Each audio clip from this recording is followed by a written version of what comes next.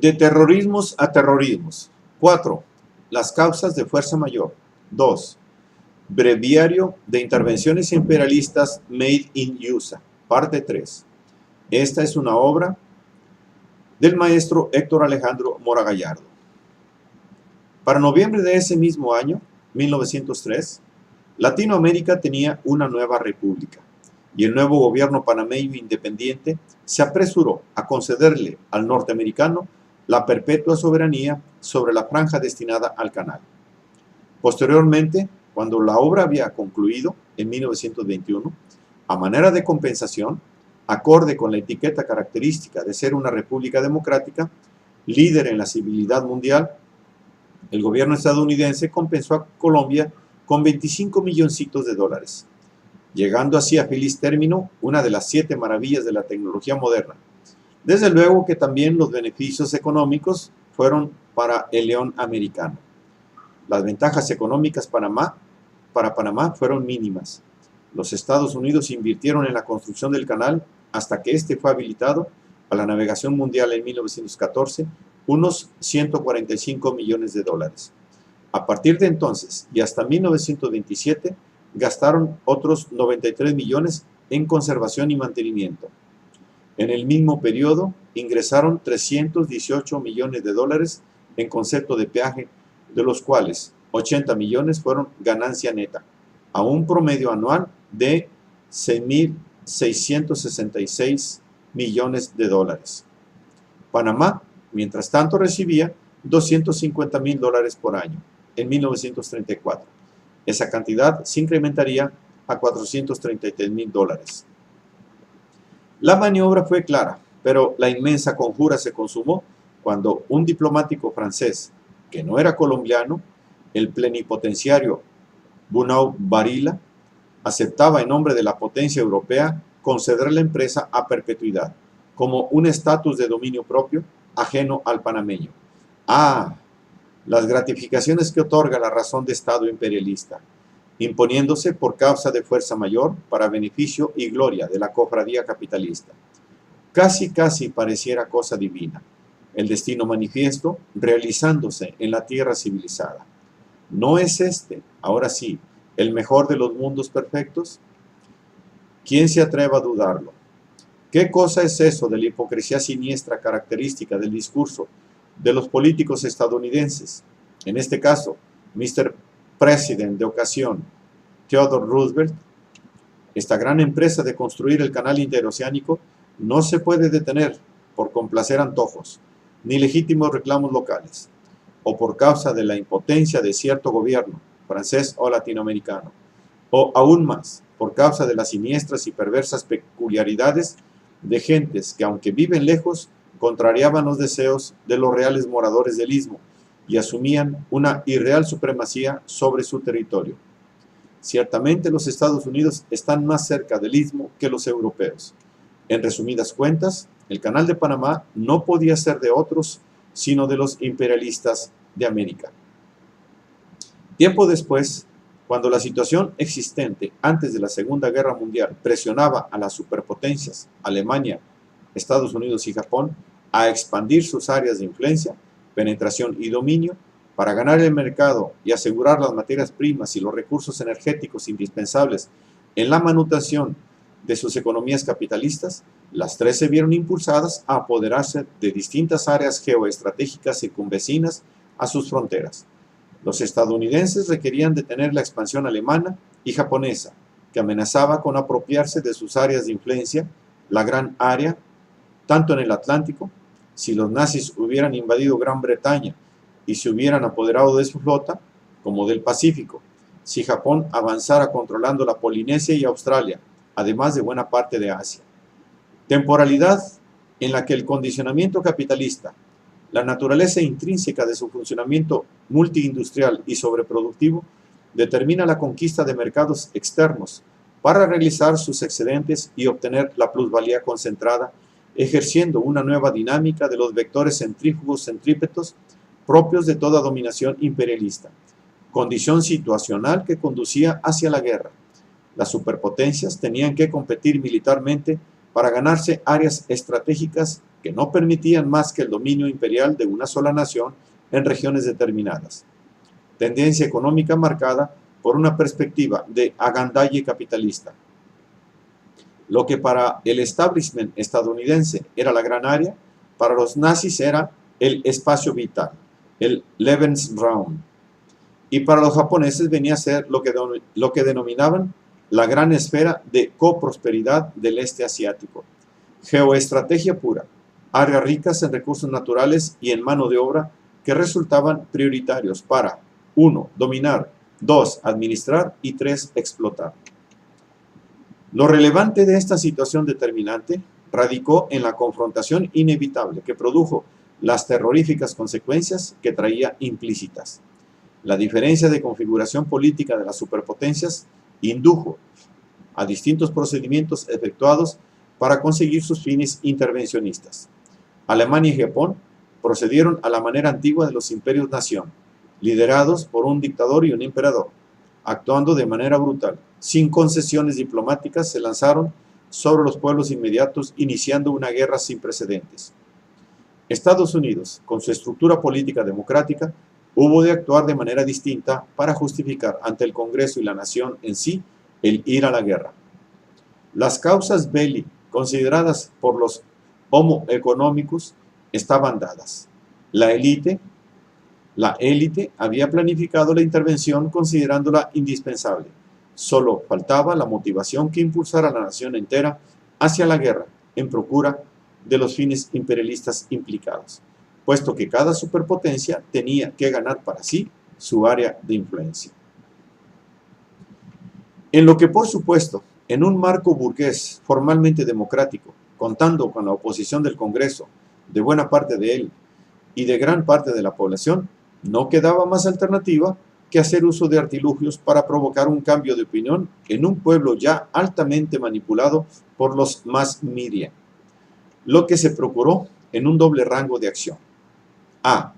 En el ámbito interno se promovió una campaña de propaganda concentrada que usaba los métodos de guerra psicológicos, facturada por la British Security Coordination. Y B. A nivel de la política exterior, mediante la provocación de un ataque o declaración de guerra de un rival imperial que hiciera aparecer la entrada de Estados Unidos como un acto defensivo contra una agresión provocada.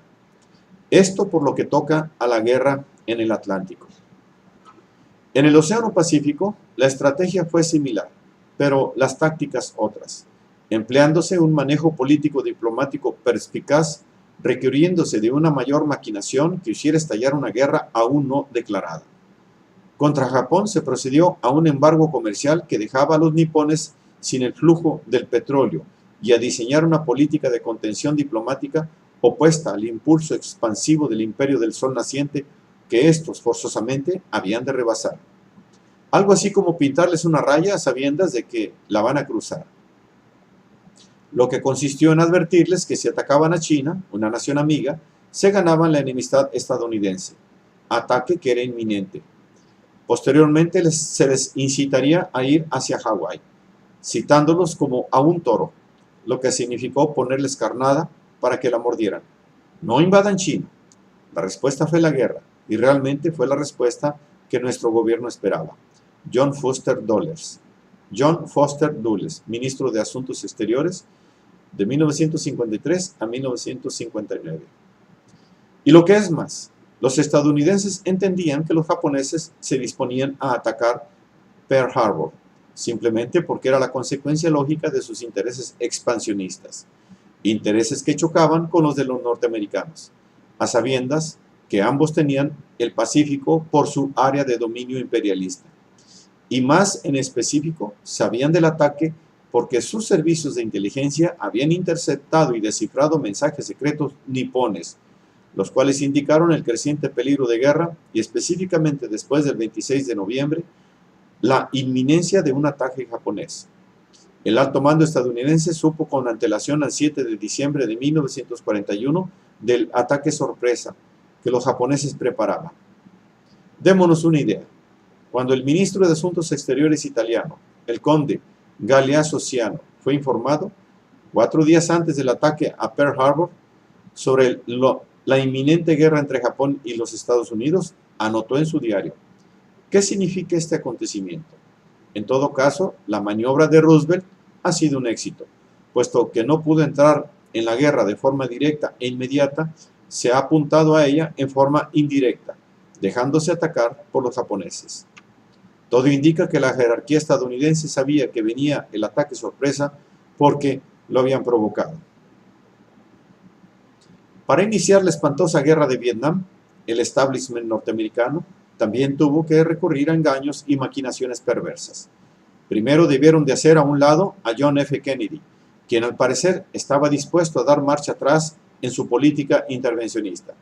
Después, aunque Lyndon B. Johnson llegó al poder ganando las elecciones por una inmensa mayoría, en parte debido a que prometió que no llevaría a cabo una intervención militar por vía terrestre, una vez en el gobierno, como buen político, desconoció lo que dijo en campaña y llevó a cabo la invasión enviando a 500,000 de soldados.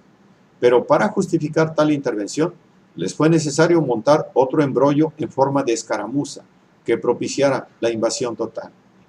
En la noche del 2 de agosto de 1964, un destructor estadounidense, el Maddox, en funciones de espionaje electrónico en aguas territoriales de Vietnam del Norte, para ser más precisos, en el Golfo de Tonkin, fue al parecer impertinado mientras llevaba a cabo su pacífica misión, motivo por el cual la Marina envió otro destructor, el C. Turner Joy, el cual supuestamente también fue atacado por los norvietnamitas, aunque no se encontró evidencia física de daño alguno en los buques de guerra.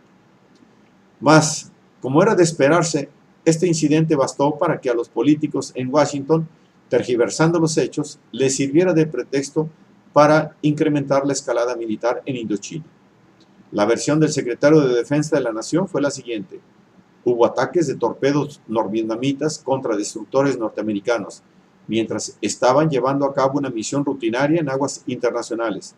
El destructor estadounidense Maddox sufrió un ataque no provocado. Así de fácil y tan campante, con el cinismo que caracteriza al discurso imperialista yanqui, se provocan atentados, se tergiversan los hechos para ganar aquiescencia ante el Congreso y los medios, pudiendo así imponer el interés geoeconómico del imperio en una sociedad democrática manipulada. Más adelante se vio que el episodio del Golfo de Tonkin era falso, que las máximas autoridades americanas habían mentido al público. De hecho, la CIA había realizado una operación secreta atacando las instalaciones costeras del norte de Vietnam. Si es que existió tal ataque, no fue no provocado, no fue una misión rutinaria, porque el Maddox estaba llevando a cabo una misión de espionaje electrónica especial, y no era en aguas internacionales, sino en aguas territoriales vietnamitas. Se supo que no se había disparado ningún torpedo contra el Maddox, como lo había afirmado McNamara. Un ataque contra otro destructor que también fue denunciado 2 noches después y que Johnson llamó una agresión descarada en alta mar. También resultó ser un invento. Las fuentes históricas contemporáneas coinciden. El ardid de la administración Johnson ha sido expuesto. Una investigación del Senado descubrió que la orden de represalia había sido preparada muchos años antes del incidente del Golfo de Tonkin e indicó que todo el incidente había sido deliberadamente planeado y engañosamente publicado para provocar una respuesta militar que pudiera emplearse como justificación del bombardeo de Vietnam del Norte. En resultas de este ardid, el Senado, correspondiente al Congreso número 88, aprobó una resolución que daba manos libres al Ejecutivo para contestar la agresión y, de paso, consintió en incrementar la asistencia militar en el sudeste asiático, si los gobernantes del sur de Vietnam lo solicitaban. Sin que fuera una declaración de guerra, que nunca se dio, esta resolución le bastó a la camarilla de Washington para desatar la peor ofensiva aérea que el mundo hasta ese momento había conocido, con excepción del ataque incendiario a Tokio y el nuclear a Hiroshima-Nagasaki. ¿Qué enseñanzas nos dejan estas historias? Pues que efectivamente la democracia estadounidense tiende a recurrir a estos ardides para proceder a implementar su política imperialista, movilizando a sus fuerzas armadas, procedimientos para adquirir aquiescencia de la opinión pública, la que a su vez manipula a las masas. Y así se obtienen consensos a favor de los intereses de la oligarquía estadounidense. ¿Cuántas veces han empleado este tipo de artilugios para conseguir fines propiamente imperialistas?